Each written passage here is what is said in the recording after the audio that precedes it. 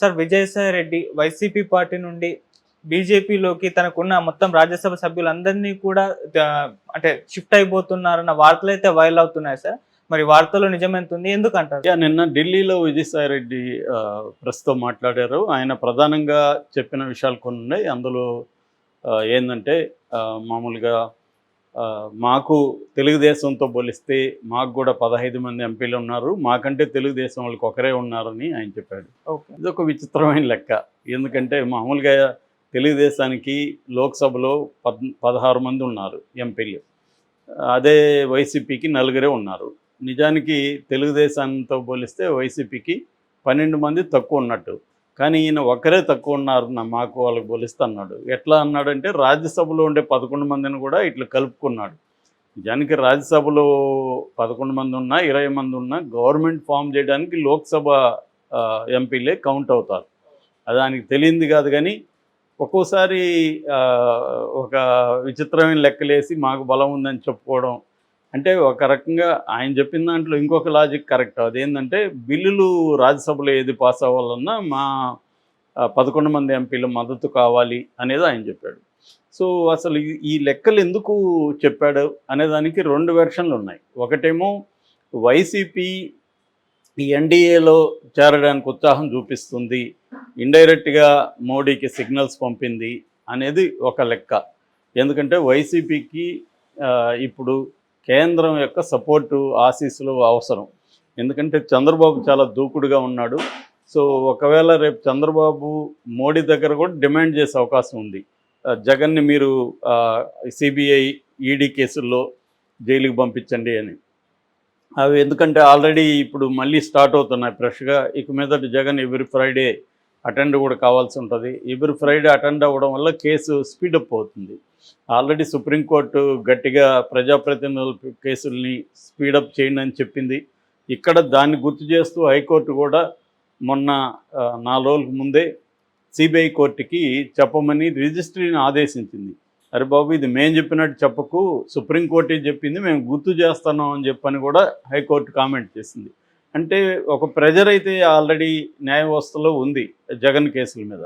ఇప్పుడు కానీ CBI and ED కానీ టైట్గా చేస్తే జగన్కి శిక్ష పడే అవకాశం కూడా ఉంది. శిక్ష పడిందంటే మాత్రం జగన్ రాజకీయ భవిష్యత్తు అనేది ప్రశ్నార్థకం అవుతుంది. సో ఇప్పుడు బీజేపీ రకరకాల టాక్టిక్స్ ఓవరాల్గా ప్రయోగిస్తుంది. ఎందుకంటే బీజేపీకి కేంద్రంలో సొంతంగా బలం లేదు. 240కి ఆగిపోయింది, 272 కావాలి. సో మిగతా 32 ప్రీపోల్ అలయన్స్లో ఉన్న ఎన్డీఏ కూటమి పక్షాల మీద డిపెండ్ అయ్యి అది గవర్నమెంట్ ఫామ్ చేస్తుంది. సో ఇప్పుడు బీజేపీకి ముందున్న లక్ష్యం ఏంటంటే వీళ్ళ మీద డిపెండ్ అయితే వీళ్ళు అనేక డిమాండ్లు పెడతారు. సో అందుకని మన బలం పెంచుకోవాలి. మనం బలం పెంచుకోవాలంటే ఏం చేయాలి? ప్రతిపక్షాల నుంచి ఎంపీలని బీజేపీలోకి లాగాలి. దీనికి బీజేపీ కొట్టిన పిండి ఆల్రెడీ ఇలాంటివి చేయడంలో గతంలో కూడా బీజేపీకి ఎక్స్పర్టైజ్ ఉంది.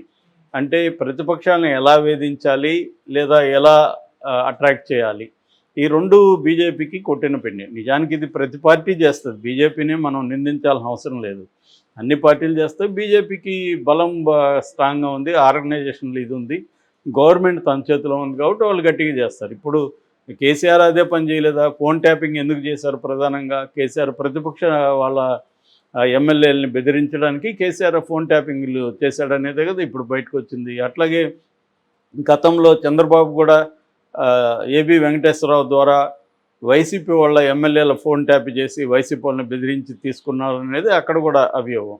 సో ప్రత్యర్థులను బెదిరించడం లేదా ప్రలోభాలకు గురి చేయడం, వాళ్ళని తమ పార్టీలకు కలుపుకోవడం అనేది అన్ని పార్టీల వాళ్ళు చేస్తున్నారు. సో ఈ క్రమంలో బీజేపీ చాలా ఆర్గనైజ్డ్గా చాలా ఎఫిషియెంట్గా చేసింది. ఇప్పుడు అదే పని బీజేపీ చేయబోతుంది. ఆల్రెడీ ఉత్తరప్రదేశ్లో 6 మంది ఎంపీలని గుర్తించింది బీజేపీ. 6 మంది ఎంపీలు వచ్చి ఇండియా కూటమికి చెందిన వాళ్ళు. సో ఈ 6 మంది ఎంపీల మీద కేసులు ఉన్నాయి, 2 ఏళ్ల కంటే ఎక్కువ జైలు శిక్ష పడే కేసులు ఉన్నాయి. దాన్ని ఇప్పుడు మళ్ళీ బయటకు తీస్తున్నారు. సో వాళ్ళ మీద ప్రెజర్ స్టార్ట్ చేస్తున్నారు. ఆ 6 మందిని ఇటు లాగాలనేది బీజేపీ ప్లాన్. సో ఈ ప్రెజర్కి ఖచ్చితంగా సరెండర్ అయ్యే పరిస్థితి ఉంది. అంటే ఇక్కడ ఏమంటే బీజేపీ ఇండియా కూటమి 2 కూడా తమ వైరి అపోజిషన్ పార్టీలో ఉండే ఎంపీలని తమ వైపు లాక్కోవడానికి ట్రై చేస్తారు. ఇండియా కూటమికి లేని అడ్వాంటేజీ బీజేపీకి ఉంది. ఎందుకంటే బీజేపీ పవర్లో ఉంది కాబట్టి ప్రెజర్ చేయగలుగుతుంది. ఇండియా కూటమి లూరు చేయగలుగుతుంది కానీ ప్రెజర్ చేయలేదు. సో అందుకని మోడీ ఇప్పుడు ఈ టాక్టిక్స్ ప్లే చేస్తున్నాడు. ఇదే టాక్టిక్స్ జగన్ మీద కూడా ప్లే చేసే అవకాశం ఉంది. జగన్ మీద అవసరం లేదు నిజానికి, జగన్ రెడీగా ఉన్నాడు. అందుకని బాబు నేను రెడీగా ఉన్నాను, నువ్వు పిలిస్తే నేను వచ్చేస్తాను అన్నట్టుగా మన విజయసాయి రెడ్డి ప్రకటించినట్టుగా మనం అర్థం చేసుకోవచ్చు. దాన్ని బలాన్ని ఇలాగా ఒక ఫేక్ సంఖ్యతో చెప్పి 15 అనేది కరెక్టే, కానీ 15 అనేది లోక్సభ కాదు కదా, రాజ్యసభలో 11 మెంబర్స్ ఉన్నారు. అదొకటి. రెండవ ప్రయోజనం ఏంటంటే ఈ 11 మందిలో అంటే ఇంక్లూడింగ్ విజయసాయి రెడ్డి 11 మంది కూడా బీజేపీలోకి జంప్ అయ్యే అవకాశం ఉంది. ఓకే. సో రాజ్యసభ సభ్యులను కూడా వాళ్ళు లాగేసే అవకాశం ఉంది. ఇటు 11 మంది కానీ అటు వెళ్ళిపోతే ఇంకా బీజేపీని ప్రెజర్ చేయడానికి జగన్ దగ్గర ఏమి ఉండదు. ఓన్లీ 4 ఎంపీలు ఉంటారు. వాళ్ళల్లో కూడా ఒక ఎంపీని, అరకు ఎంపీని వాళ్ళు లాగేసే అవకాశం ఉంది. అప్పుడు ఇంకా వీక్ అయిపోతాడు జగన్. అందుకని కూడా వీళ్ళు ముందే నువ్వు లాగాల్సిన అవసరం కూడా లేదు, మేమే నీకు సపోర్ట్ చేస్తాం బాబు, మమ్మల్ని లాగద్దు, మమ్మల్ని ఇబ్బంది పెట్టద్దు అని మోడీకి సిగ్నల్ ఇచ్చారా అనేది రెండవ వెర్షన్. మూడో వెర్షన్ ఏంటంటే అసలు ఇదంతా కూడా విజయసాయిరెడ్డి ఆడుతున్న డ్రామా. విజయసాయిరెడ్డి బీజేపీలోకి వెళ్ళిపోయే అవకాశం ఉందని, అంటే ఇప్పుడు రోజా వెళ్ళిపోతుందని ఒక వార్త వచ్చింది.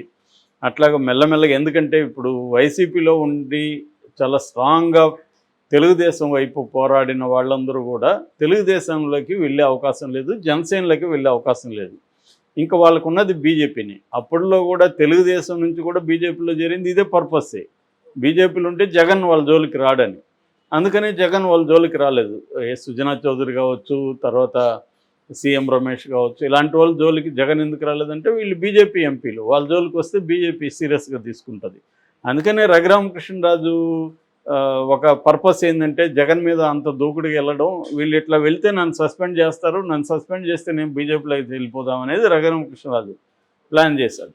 కానీ అది తెలిసి వీళ్ళు సస్పెండ్ చేయకుండా ఇతన్ని భరిద్దాం అనేసి భరిస్తూ వచ్చారు.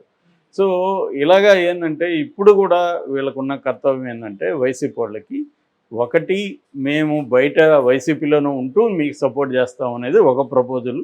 రెండో ప్రపోజల్ జగనే కూడా పంపించవచ్చు. గతంలో చంద్రబాబే 4 ఎంపీలని పంపించాడు కదా బీజేపీలోకి.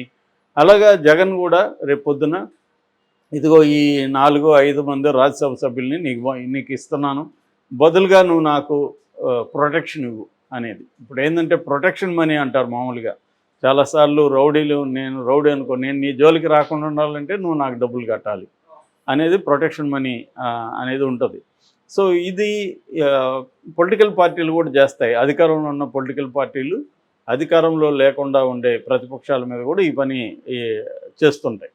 అలాగా ఇప్పుడు మోడీకి ప్రొటెక్షన్ మనీలాగా ప్రొటెక్షన్ ఎంపీల్ని అప్పగించే పనిలో జగన్ ఉన్నాడా?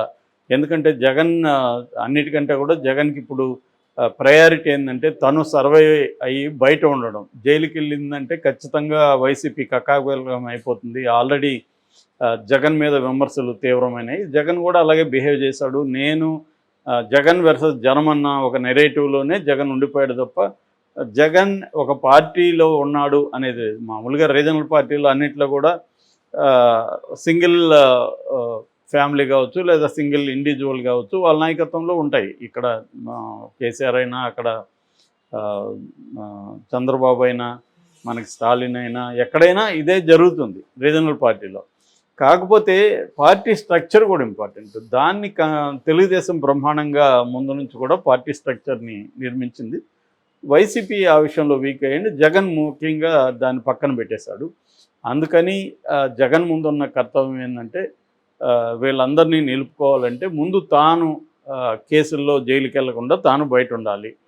తాను బయట ఉంటే మెల్లమెల్లగా మళ్ళీ ప్రజల్లోకి వెళ్ళొచ్చు. ఇప్పుడు ఓదార్పు యాత్ర కూడా చేయబోతున్నారని చెప్తున్నారు. అలాగా ప్రజల్లోకి వెళ్ళి జగన్ ఆల్రెడీ 40% ఓట్లు వేశారంటే జగన్ వెనక 40% ఓటర్లు ఉన్నారు. ఓటర్లు అంటే 40% ఉన్నారంటే అది గణనీయమైన సంఖ్య, అదేం తక్కువ కాదు. చంద్రబాబు కూడా 35 నుంచి పార్టీనే ఉండింది. ఇప్పుడు ఏంటంటే ఇవన్నీ కలవడం వల్ల చంద్రబాబు బలం పెరిగింది.